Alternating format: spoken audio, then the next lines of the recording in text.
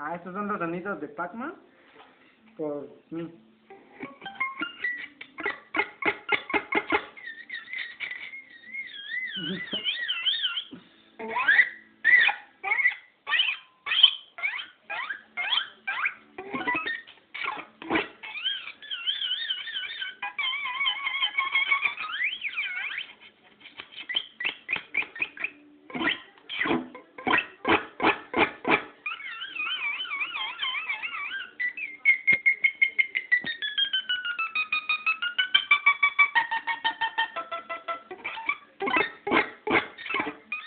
No, estás bien loco.